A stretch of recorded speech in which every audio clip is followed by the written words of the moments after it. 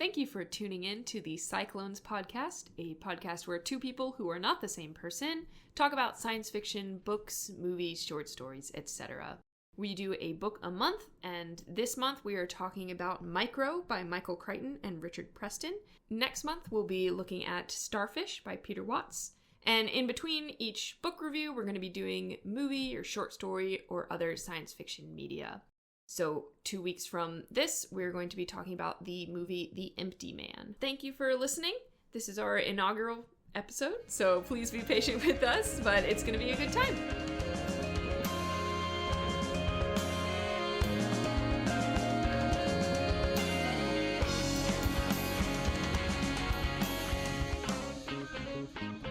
Welcome to the SciClones podcast. I am your first but not best host, Annika. And I'm also here, and I am Dalton. The best host. Allegedly. Anyways, today we're going to be talking about the book Micro by Michael Crichton. Yep, exactly. That's his name. That's his name. Most people know him for Jurassic Park, but he actually was quite prolific as a writer. So we'll just do a little bit of background about him. And then the other author of this book, Richard Preston. So Michael Crichton, he was born in Chicago in 1942. And he got a bachelor's in anthropology and then decided to go to Harvard for medical school, which he did finish, but he never actually practiced medicine. Apparently, he decided he didn't like it and he wanted to write. And so over the course of his writing, he started out under a pseudonym and then started writing under his own name. And he ended up writing 26 novels and also, impressively, was married 5 different times. Both very impressive achievements. So people might also know him for the show ER, but he also did Jurassic Park and The Lost World and The Andromeda Strain, some other science fiction. Westworld. Oh, yeah. Well, not Westworld. The TV show. The movie. The movie. That got turned into a TV show. Apparently. Also, he wrote the Jurassic Park books. Yeah. Steven Spielberg made the movies. I don't know, was he a part of the movies? I think he was a part of the movies. Anyways, so unfortunately, he died in 2008 from lymphoma. So very sad. And so the book that we're your expression. Well, you said very sad. You sounded like Trump there for a second. Very sad. It is. He was a very good writer. So actually, this book, Micro, was found as a manuscript on his computer after he passed away. And HarperCollins Publishing chose the nonfiction thriller writer Richard Preston to finish this book. So Richard Preston, who was born in 1954 in Cambridge, Massachusetts, and got a PhD in English, so actually his, profession, at Princeton, no less, he finished about a third of this book. So it was sort of a joint collaboration. Is that common that authors go to Ivy League schools? Apparently. I didn't know that was a thing. They did. I know. I thought it was just they went you to start writing books and you went to East Jesus community college. Exactly. But also a little thing about Richard Preston that is of interest to us two in particular. In 2016, and maybe some people listening to this, he was the Bedell Distinguished Visiting Professor at University of Iowa, where he bestowed and judged the well-renowned Iowa Prize in Literary Nonfiction. Is it actually renowned prize? Well, it wasn't. I mean, I've never heard of it either. So, that's a little bit of background on these authors, and so now we will jump into this book. And what would you rate it? What would you say? Do we have a scale? Are we doing it out of 5, out of 10? 10. Out of 10? Out of 10. 10 being best. Well, yeah. It would be weird if it was 10 or 1 was best. I'd probably say a 6. But I think I should also say, I'm very a proponent of 5 means average. Yeah. Because I feel like some people are like, I didn't really like it. It's an 8. You know what I mean? Yeah. So I'm a very big proponent of 5 is average. Yeah. And anything below 5 is bad, not good. Below average, per se. And above 5 is above average. So it was so it's pretty good. I thought it was average, but I did enjoy it a little bit. I did feel like I could kind of tell what Michael Crichton wrote and what the other guy wrote. Yeah. Because there's some weird stuff. But we'll talk about that later. But yeah. I overall enjoyed it, but I wasn't overwhelmed with my satisfaction With for joy. the book. Yeah. I'd say probably about the same. I think I first read this in like 8th grade, and it was like, holy shit, this is the best book ever. And then I reread it for this, and I was like, yeah, it's alright. It's okay. Yeah. So that being said, this book answers the burning question on everyone's mind. What if you were really, really, really small? Already there. It's okay. But it's, Honey, I Shrunk the Kids small. Yeah. Also, I must point out, Honey, I Shrunk a Kid came out in 89. Mm-hmm. This came out in 2011, so. That is true. Just saying. What if Honey, I Shrunk the Kids was a graphic horror movie? Then it would be this book. It would be this book. So it's pretty good. So let's get into it. So it opens with this guy who's stealing corporate secrets from a company called Nanogen. And so he breaks into Nanogen, he steals some information, and then he realizes he's getting sliced somehow. He's getting cut.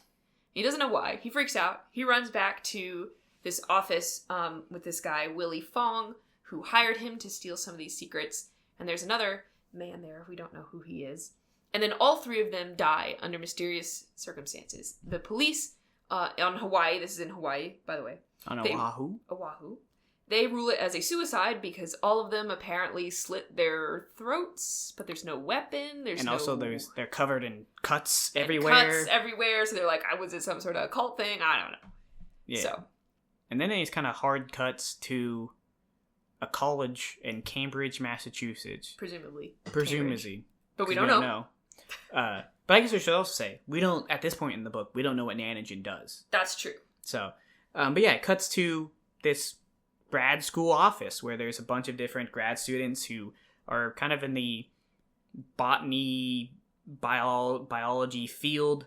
Yeah, do you want to just like list off them and I can like interject with their stereotypes? Yes, okay. Yes, I can do that. Yeah, so there is 7 grad students. I knew that. So you have Peter Jansen, kind of our main character. The leader. He's an expert in venoms and envenomation. Badass. He is the badass. Karen King, an arachnologist and skilled in martial arts. And hot. Rick Hutter, an ethnobotanist who studies medicines used by indigenous people. A dick. That is his stereotype. I always forgot. What ethnobotanist? Is that just like how botany helps people? Yeah, basically how like indigenous people use different plants for medicinal purposes and whatnot. Gotcha. The next one, I'm afraid what you're going to say for the stereotype. But Erica Mole, an entomologist and beetle expert. She gets around. Yep. Amir Singh, a botanist who studies plant hormones. Vegetarian. Pacifist. Ginny Lin, a biochemist who studies pheromones. Lesbian. Danny Minot, a PhD candidate in science studies, writing a thesis on scientific linguistic codes and paradigm transformations. English major. So, if that sounded like a big list of people and then a bunch of stereotypes, that's pretty much how it is in the book, too. They just sort of jump from one person to the other, and so that's about all we get. And they're kind of all studying vastly different things, but they're all thrown in one grad room. office where they're all doing their own weird experiments. Like, Peter's literally milking a snake in this room filled with like a lady doing stuff with spiders, and there's a person doing stuff with beetles, and then there's an ethnobotanist who I don't know what he does. Botanist ethnically. Wait, ethnosly. What? Anyways, so our leader of the group, Peter, his older brother is the vice president of CTO. The CTO, excuse me. Which I don't know what it means. I assume chief technical officer. I assume something like that. He's high up in Nanogen, and so the students are all working on stuff, and they look out the window, and 2 sports cars pull up, and it is the CEO of Nanogen, Vin Drake, and his CFO, Allison Bender. And they get out of the car, and everyone's like, woo, they're recruiting. And so Vin Drake basically comes up and is like, hey, I want all of you guys in Hawaii to show me what you can do, because I'm hiring. Yeah, he's kind of going around to a bunch of colleges, hiring people. And, not to mention, Eric's brother is also there in a cool sports car. Yes. So everyone is pretty keen on getting this because their lab seems like really weirdly competitive. I don't know. Yeah, it's very, they all hate each other. It's so weird. It is weird because we were in grad school. I'm in. You're just graduating. I'm free. But everyone was just like kind of friendly and helped each other. And this is like breakneck, like I gotta be better than them type stuff, which is kind of weird. So it's a little strange atmosphere, but they bond eventually. Yeah, and a big thing we kind of get spoilers about what Nanogen does is because Peter ends up finding like a microscopic airplane in his brother Eric's car, and it kind of turns out that Nanogen is apparently either creating really small machines. We don't really know what's going on, but he has a very small, fully functional airplane that fell out of his pocket in his car, which, as the chief technical officer, officer? I don't know. Horrible job. You're doing a bad job. I mean, that happens to my dad all the time, I'm pretty sure. Fair. His model planes. Exactly. But anyways. He has his model planes in his pocket? No. Oh, okay. But that'd be cool. Mm-hmm. So before they all leave for Hawaii, Peter gets a bunch of weird, vague text messages from Eric suddenly telling him not to come. And he tries to reach Eric and he can't. And then he is called by Allison Bender, the CFO, who's told him that Eric has perished tragically, supposedly. Allegedly, in a boating accident. And so Peter's like, well, shit, that sucks. So that's his exact words. That's what he said. That's what he says. So they all end up going to Hawaii, and Peter meets up with the lieutenant, Watanabe. Dan Watanabe, who shows him a video of Eric flailing around kind of erratically on the deck of a boat before the boat capsizes and he disappears. Which is strange because apparently Peter's family is very rich and grew up on boats, and Eric is a world-class swimmer. So for him to, one, have a boat issue, be in a weird spot in the ocean in that boat at that time, and drowned, is all very suspicious. Very suspicious. So Peter also notices in the video Allison Bender supposedly watching this whole incident and looking just kind of bored. So that's kind of suspicious. Yeah, like, why is she there it's like off a cliff. Like, why is she there watching him in a boat off a cliff? Yeah. Unless she knew he was there. He was there. Oh, also, we kind of forgot. Apparently, Allison and Eric are dating? I guess. That is a thing that they talk about in the thing. Okay. But yeah, so Peter is kind of suspicious of what's going on with Allison, so he gets his fellow grad student, Rick Hutter, who knows a guy that knows how to hack phone records. So Peter finds a phone call between Allison and Vin that is incriminating, pretty much saying that they killed Eric. Mm-hmm. So his idea is that he's going to confront Vin Drake. He's going to wear a wire. He's going to get him to confess during the tour of the Nanogen research base, where they're kind of showing off what they're doing to try to get the grad students to work for them, pretty much. So while they're on this tour, Peter, who has a recording of this phone call between Allison and Vin Drake, sneaks off to try and find somewhere where he can broadcast it throughout the research station, whatever. It's a little vague. But Vin catches him and beats him up and discovers that he is wearing a wire. And while he was beating him up, Vin basically confessed to everything. It was like, yeah, I killed your brother. Sucks. And then he's like, well, shit. All the other grad students just heard that. So what is he going to do? He's going to kill them all. So he takes Peter and all of the other grad students and this poor random guy who works there named Kinski, and he takes them all to this super magnetic generator room where he shrinks them. Yeah, because I said during wrong. During? Yeah. So I can't say the word. So while they're visiting Nanogen, they find out what Nanogen's up to. They're pretty much shrinking down people and machines to be able to harvest chemicals and other things from plants and animals for the pharmaceutical industry. So now we kind of understand how they have a tiny airplane, because apparently they're making little tiny airplanes to get around. Well, they're making big airplanes and shrinking them down. Is that what it was? That's what it was. I thought they were building little tiny airplanes. No, they're making big ones and shrinking them. I like to think that they're building little tiny airplanes, so don't ruin this for me. I won't. I'm sorry. So yeah, that's kind of what's going on. So they have this shriek ray that they all kind of get shrunk by, because Vin Drake is trying to get rid of them because they know too much. So after they are shrunk, Vin's like, all right. So he takes Peter specifically, because he wants Peter dead, and drops him inside of a snake tank. Because he's like, well, snake will take care of it. But the other students, who are also very tiny, with Kinski's help, they manage to get out of the generator room and find the snake tank. And they use the power of science to save Peter. Exactly. Exactly. A lot of the students have brought cool stuff with them that they wanted to show off at Nanogen. Like, I think one of them has like a spray from beetles that's like toxic. So they have that with them. And then one, I can't remember who does stuff with wasps. Is that Karen? No, Karen does Karen is spider spiders. thing. Someone has wasp pheromone that they put on to Peter to prevent him from being eaten by the snake that they have in this enclosure. And then, more or less, they are able to escape with the help of Kinski. Yep. So Allison Bender finds them and takes pity on them because they're so tiny, and I'm sure their little voices, they're like, oh, help me, I'm tiny, help me. So she takes them and hides them in a paper bag. And Vin Drake comes up to her and is like, are they dead? She's like, yeah, they're dead. Sure. For sure. But they're not. And so she takes the bag out and gets in her car and drives off with it. And she gets to the side of the road and pretty much just, like, dumps them in the jungle. And is like, well, I think it was... Didn't Karen...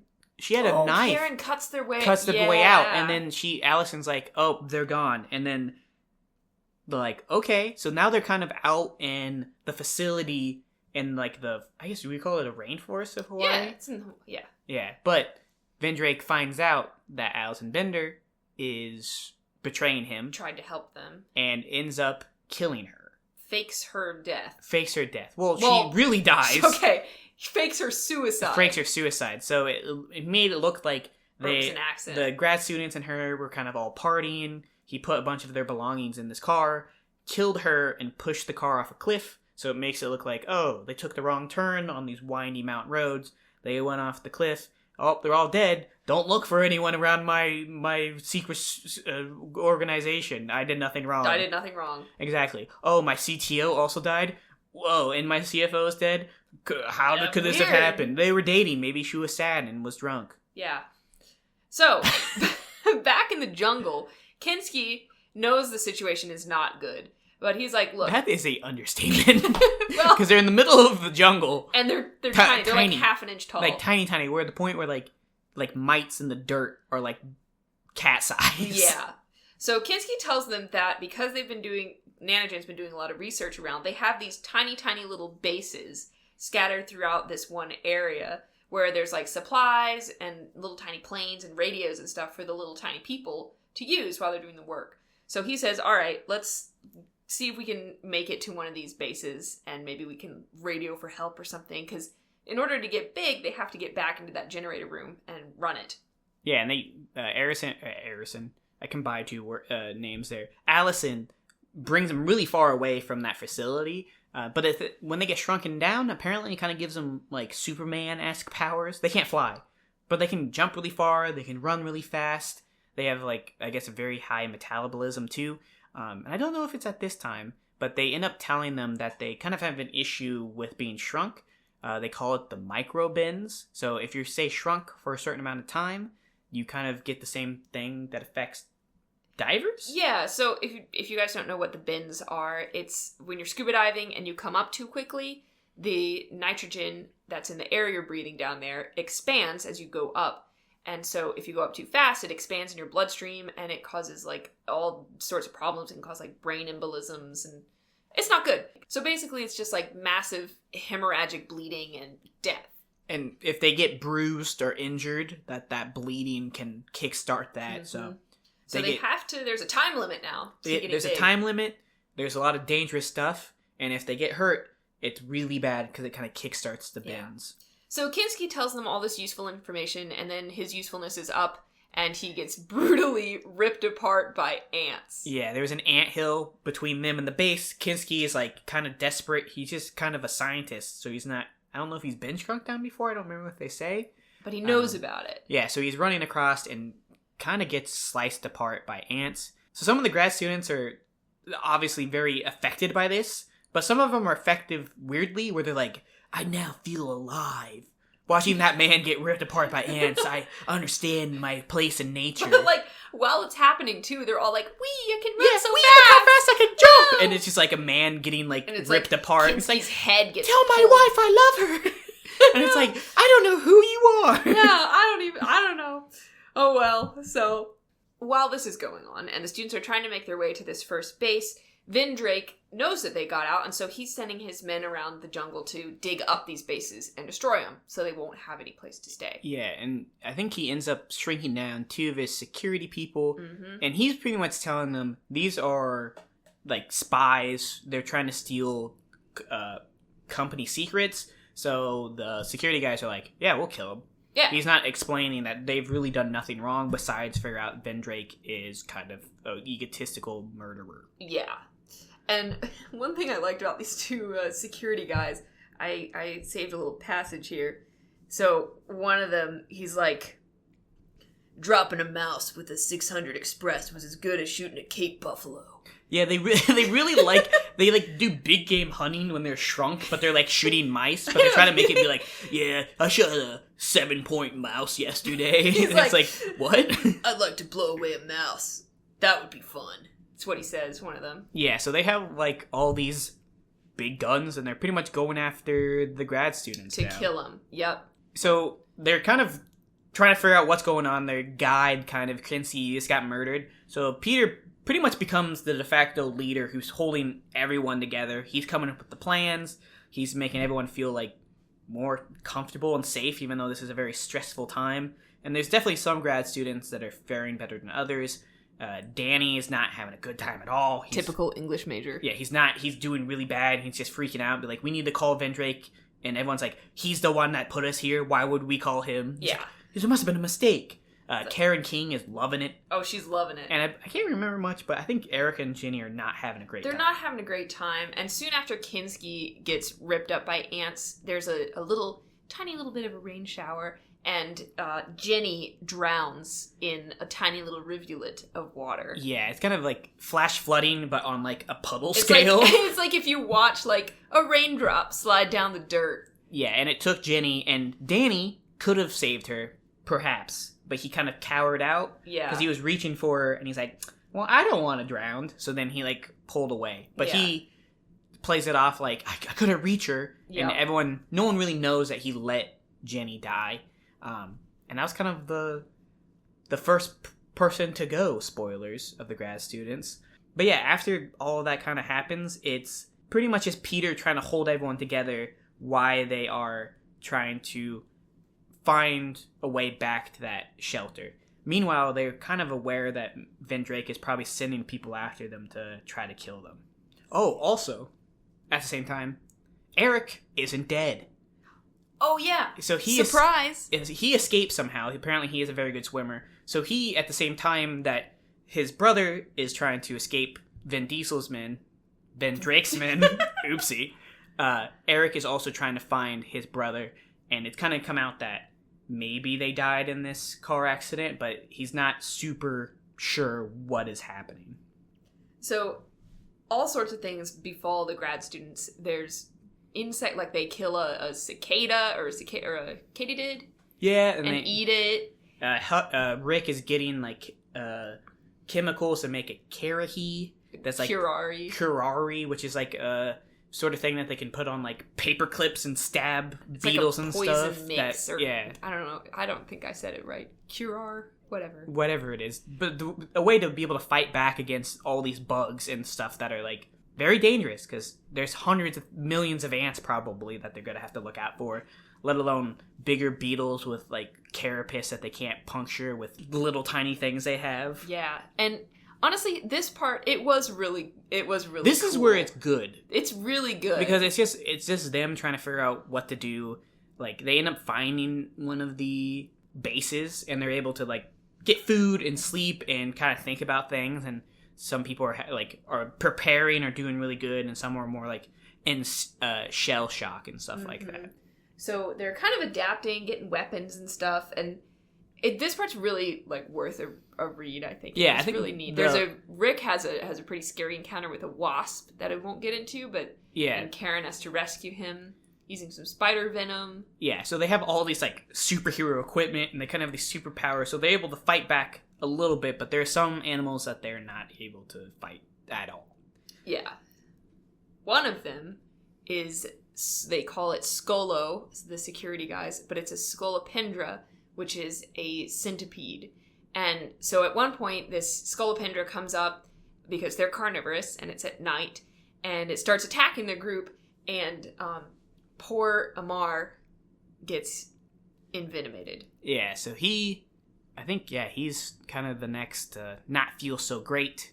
So shortly after Amir gets envenomated, the mouse hunters, which I'll refer to them as now, yes, find the group, and this whole time we are following this story from Peter's perspective, and the next thing that happens to Peter is a bullet goes straight through his chest, and he is ripped apart by the mouse hunters. Yeah, because basically they have these like bullets that like explode. Like air, it's like almost like air bullets. I don't know how to describe it, but so Peter and Amir both get shot and killed by these mouse hunter guys. Not Amir. Yeah, Amir dies too. Oh, shoot. Yep, Amir, he is injured. Because he's been really sick from the sentence. So he's not able to run away, so they shoot him and kill him.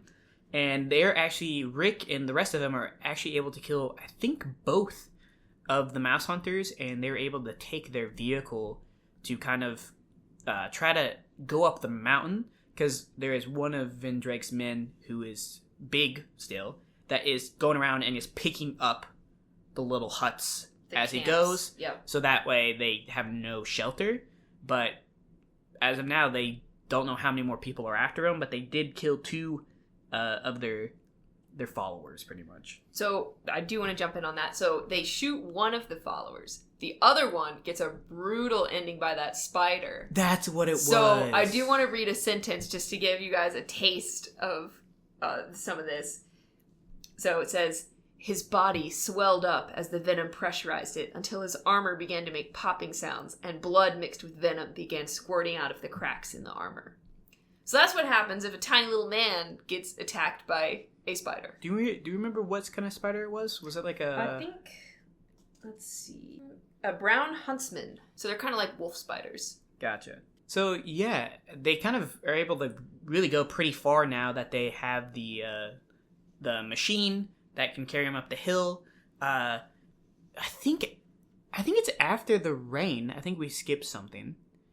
Danny gets wasp eggs laid inside of his arm. Yeah. So like if you ever have I know this is a very North American centric thing, but the big green caterpillars in your garden, you ever see them? They have the little white, like, they're just like, they look like little white, like, dots on the top.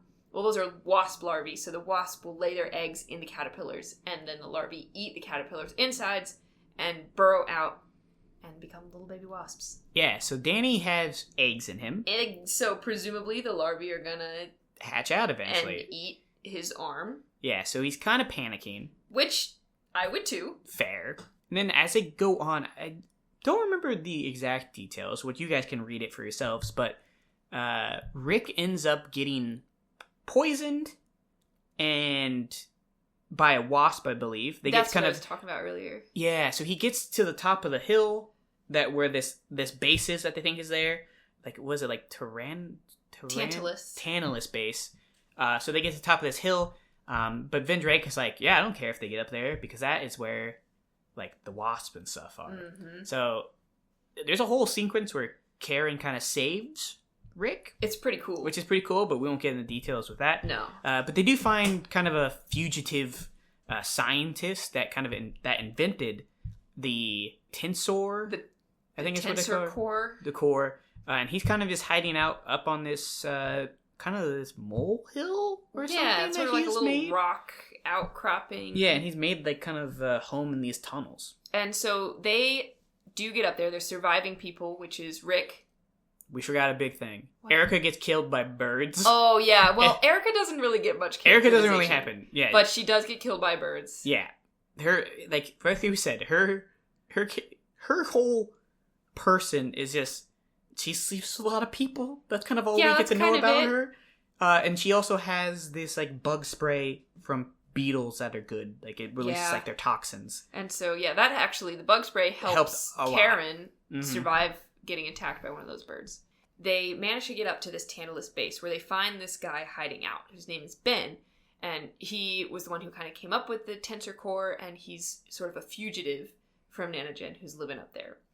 And one thing about Ben is that he apparently has found a way to survive the microbends. So he's been able to live up there for quite a while. And so he lets them stay up there, but Danny, poor Danny, with the grubs that have hatched out in his arm. Not poor Danny. He's also kind of a horrible person and is complaining the whole time. And he is. I don't know how he's one of the final 3 that are still alive, but he is. He is. But he's freaking out, and so he uses a radio to contact Vin Drake, and he tells them where they are, and he's like, look, I will tell you what Ben said about preventing the microbends if you come and rescue me. Yeah, so Vin Drake tells him, hey, or I think Danny tells him that there's these airplanes. So Vin Drake's like, hey, get an airplane and meet me at this lighthouse. And Danny just kind of escapes in the night and tries to go there. There's a scene where he almost runs into I think what they call a 6-foot nipple. Of a woman who's on a hotel balcony. I don't know why they needed to include that, but they did. Because it's Michael Crichton. We don't know if it was Michael Crichton. That is true. It could be Richard Preston. But there's a big thing was at nighttime, bats come out, and Danny becomes bat food. Yep, he's sort of in a moth-sized plane. Yeah, and he never finds Vin Drake, and Vin Drake's like, okay, he's dead. Let's go send people up there and wipe out Ben's base. Yeah, I think Vin wasn't even going to meet him in the first place. He was there. Oh, he was, okay. But he never showed up because his security man also came there too. So you'd probably just But the idea was that they were just going to kill him, Yep. get as much information from him as they can and kill him, but Danny never showed up. Yep, rip to Danny. No real loss. So back at Tantalus Base, Ben runs in. Karen and Rick are kind of having a little moment. They're starting to bond a little bit. Yeah, Karen and Rick kind of hate each other the most. At the beginning. And now they're kind of now they're like weird. I think they love say thing. that they're in like Karen says like she loves him, and other way around. Rick says he loves her, and Karen's like, Yeah, Karen's kind of like.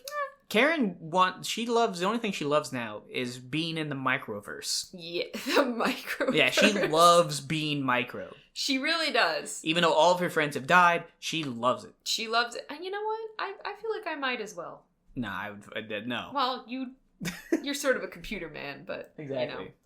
I think maybe part of Rick's thing with Karen is he went through a very traumatic experience of almost being a grub food. Yeah, and she's woman that's around. Yeah. So I feel like if it was Jenny or Erica, it would be the same thing. Well, Jenny's the lesbian. That was her character trait. That's fair. Her one character trait. It's kind of sad. But anyways, Ben runs in on them, have this moment, and he's like, there's a fire. And it turns out that Vin Drake's security guys have gone and set Tantalus Base on fire. Yeah. And Ben supposedly perishes in this fire. But Rick and Karen are able to escape in some of the little planes. Yeah, and then I believe Peter's brother ends up finding them. So Eric has been doing... when I say nothing, I mean literally nothing. Like, he was like listening to the radio traffic and hears about the stuff happening with Danny, but Danny, he was like getting a pizza or something, so he missed out on it. Yeah. So it's a whole thing. And this whole time, Dan Watanabe, the police chief, is also still investigating all of the stuff that's happening. Yep. So Eric ends up taking the last 2 remaining grad students, Rick and Karen, back to the Nanogen base to try to get them unshrunk. Otherwise, they're going to die of the bends, and they're already kind of feeling the effects of it. So, meanwhile, back in the macroverse, the police are finally getting some dirt on Vin Drake, thanks to some people from the beginning of the book that were sort of tertiary characters. And so they all run in there to arrest Vin Drake. Yeah, because they kind of understand that he tried to kill Eric because Nanogen is getting military contracts to make like miniature drones and military equipment that's tiny. Yeah. And that's kind of what Eric was like, I don't like this, I'm out. Mm-hmm. And Vin was like, over your dead body, ha ha ha ha ha, and then try to kill him. Yeah. So if you flash back to the very beginning of the book where those 3 people were killed mysteriously, Nanogen's only security are these tiny little almost invisible microbots. And so they will like slice you up, like burrow into your bloodstream and just like start cutting stuff. But they weren't supposed to be able to do that outside of a secure part of the building. So for them to get out and kill all those people in the office, they're like, oopsies, little industrial mishap. Yeah, exactly. You know, it happens. So anyways, now we're kind of down to the climax where the tiny students and Eric are in Nanogen headquarters, and the police are coming in, and Vin Drake's losing his mind because he's about to get arrested. Yeah, he has a gun, and he's just kind of waving it around. I think Eric gets shot. Yeah, I think so. Vin Drake also releases all these little microbots to try and slice everybody up. Yeah, and there's like a controller that controls them, and Eric has one, but like he like disables his passcode, so that way Eric can no longer control the microbots. So he rushes Rick and Karen in there thinking he can control them, but they cannot. So they're kind of fighting off the microbots as they're trying to get to the tensor device. Yes, and they do eventually get unshrunk, Karen and Rick. And one of the microbots also gets unshrunk with them and becomes a macrobot. So while they're fighting and they finally get back to full size, Drake gets trapped in the tensor core with the microbots and the macrobot. And so the microbots start attacking him, and it's kind of a brutal sequence. I think one, like, he feels it, like, into his eye, like, going into his eyeball. Because it goes, like, between, like, his tear ducts and goes in and starts goes just slashing. It's like, ugh, I don't like Exactly. it. But eventually, Vin Drake does get killed by the microbots, and I think the big one cuts him up too. Like, smashes him. And Karen and Rick rescue poor shot Eric. There's a lot of Ricks. There's a lot of Erics and Dans. And then Dan Watanabe pulls out a cigar and goes, another case solved by Dan Watanabe. Exactly. It was just a Dan Watanabe novel. Yeah, it was all about Dan Watanabe. None of that happened, but I feel like that's how he is, where he just kind of like stumbles into fixing crimes. Yep. Solving crimes. Yep. Not fixing crimes. Not fixing crimes. So this big bot, everybody gets out of there. This big bot kind of just goes into burrow mode and destroys the entire headquarters. Yeah, the tensor core and everything. It all catches on fire and burns up. But one of Vin Drake's business partners, who we didn't really hear about him until just now. Like the stockholders that was like really big into the military aspect of it. Yeah, he gets in there and steals a disk of data about like the instructions to build the tensor generator and stuff before it burns down. So he gets off with that. And then we cut to the future, and Karen and Rick fall in love. That's incorrect. Well, Rick falls in love. Yeah, there's like a whole scene where like, what about us? And Karen's like, what do you mean? Yeah. She just like, I'm in love with the microverse. Yeah, I think they bang. Yeah. But she like is looking out. She's like, I want to go back. Yeah, she only feels alive when her friends are dying around her. When they're getting ripped up by by bugs. By bugs. Exactly. So that's kind of how it ends, with Karen being like, there's got to be a way back, and Rick's like, well, just stay here. Yeah, maybe don't. Okay, I love you, don't please. Go back here. I love you. But at the very end of the book, Karen thinks she sees something tiny and silver fly out of the window from her bag. And so it's like, oh. Ooh, maybe one of the microbots Did the microbots, are they still out there? Because they could be pretty dangerous. Microbots, roll out. Okay. So yeah, that was kind of the... So that's Micro. Yeah. It was... Like I said, it was definitely good in the between parts. Yeah. Where they were tiny. Where they're in the jungle. Because I don't really care about the industrial, like, the espionage or, like, the crime. Yeah, I did like... I don't know why. I like Dan Watanabe. He was pretty cool. I think that's like the name Watanabe. Yeah, I think they talk about him getting, like, a Spam sandwich. Yeah, like, he's like, I need to think. I'm going to leave me a Spam sandwich. Which I feel like is kind of also a Hawaiian stereotype. Yeah, which is probably not great, but... You know, well, that's how it is. All of this book is kind of stereotypes. It's all very stereotypish. I mean, I do enjoy, like, plot-driven, like, stories where it's more about the plot, but the characters I felt like were very one-dimensional until there's like 2 of them left, and then they had like 1.5 dimensions. Yeah, the half dimension being love. I guess, I don't know, because like Rick becomes less of a dick because that was your Yep. character trait for him. Yep. And Karen doesn't change that much. she just becomes like more aggressive, Yeah. but she loves being fast in the microverse. Yeah, and She looking at loved it. mites and stuff. Yeah, exactly. Which, But all of your friends died. yeah, well, they weren't really her friends. That's true. They didn't Maybe really that's like why she each doesn't other. care as much. Yeah. So, But- yeah. I did really like though that we follow Peter for 2/3 of the book, and then he just dies. Gets shot. And That's dies. true. That was And then kind they're of just a like, neat... Okay, because I in my head I had an idea of who dies when, just based off of how like they didn't really do much about Jenny, so I'm like, oh, she's dying. Like Amir was struggling with like, can I fight these bugs? Like I'm a vegan pacifist, and I'm like, oh, he's dying. So like, but I did not see. I figured it would be Peter and Karen at the very end, but it was Rick and Karen at the very end. Yep. So that was surprising for me. That was surprising. Which, it was good. I think that was a really good twist. Yeah, that was a good twist, because you really don't expect Peter dying. No. But he just, gets shot by the mouse hunters. And it's just it just happens. Yeah. Because he's like this whole scene where he's like bobbing and weaving trying to get out, and you're like, oh, he's gonna be fine, and then he just gets like his chest blown apart. Exactly. What is it you say in the gaming? No, he got 360 no scope YY ladder stalled. Yeah, whatever that means. Mm-hmm. Exactly. Yeah. So it definitely had some really good moments, and after I read it, it did kind of change some of my perspectives on things. Like I had a wolf spider last year, I think. Yeah. You remember her, Fury? Yeah. And she ate the way that the huntsman spider in the book ate, where she'll grab the cricket and then she'll mash it into a little ball and sit there and suck all the juices. And after I read this book and I saw her doing that, I was like, what if that was a little guy? Yeah. That's kind of rough. That's rough. Yeah. When you think of things in micro scale, just how scary everything is. Anything could be dangerous. Yeah. And I don't know why I think about it a lot, but it's how big humans are and what we can't see. So when they're micro, they're able to see some bigger bacteria. Yeah, Which that's is really cool. It's crazy to think oh yeah, if you get your shrunk down perspective of enough, you can start seeing stuff that you can't see when you're big. Yeah. So do caterpillars see water bears?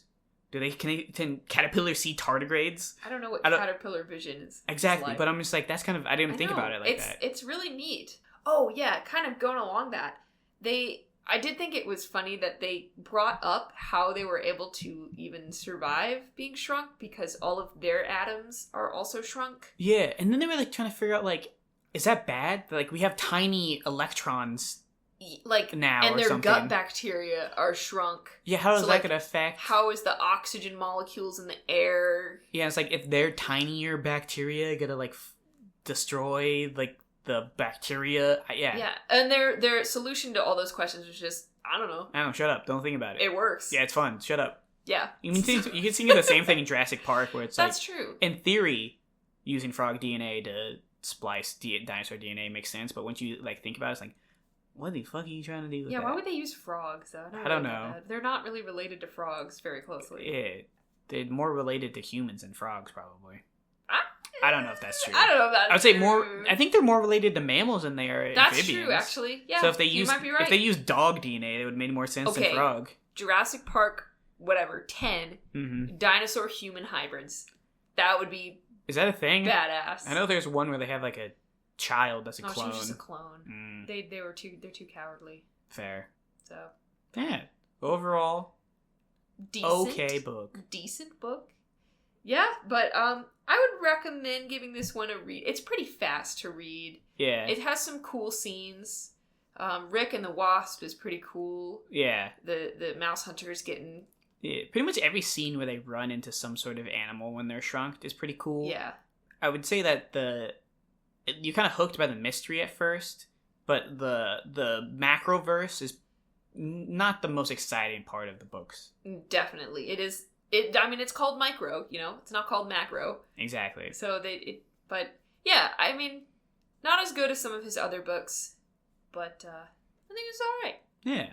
So I think what we're going to do with the podcast is that we're going to do a book review every month. And then we're going to do every 2 weeks, or the 2 weeks in between it. So 2 weeks from now, whenever this is published, we'll do some sort of other media to kind of facilitate people who want to read the book, to give them time to read the book. Exactly. So I don't know if we've talked about what we want to do for the in-between episode, because we could do the movie that we just saw, which is a sci-fi, I guess, thriller. Horror. Is there like a word for like where it like messes with your head? Psychological horror called The Empty Man, or The Empty Man. The Empty Man, as we say. Yeah, exactly. So we'll probably end up talking about that at our bi-week episode, and then for our book for next month, we will be doing... I think we will be doing Starfish by Peter Watts. Yeah, so... It's my favorite book. It's actually really good. And I believe he has all his books on his website. Yeah, so he has Starfish for free if you go on, I think it's rifters.com. You can get it for free. It's a little dense, but it's like cyborg people at the bottom of the sea, and there's a lot of like bio intrigue. Yeah, it might be difficult also to find a copy of the book, because I think it's pretty old and it hasn't been republished for a while. So if you can find one, I guess support him, because he seems like a cool dude, because you emailed him and he responded and it was very nice. Back. Yeah, it was really cool. So, but if not, go to his website. Yeah. So for next month, Starfish by Peter Watts, and 2 weeks from now, it will be The Empty Man. The movie by someone. I don't know who directed it. Exactly. But it's got that guy in it. And yeah, there's a guy from Dodgeball in it. It's great. Then there's like a skeleton man. All right. Well, thank you guys for tuning in. I hope this was enjoyable. Presumably the episodes will get smoother as we go along. But thanks for sticking with us. And we'll see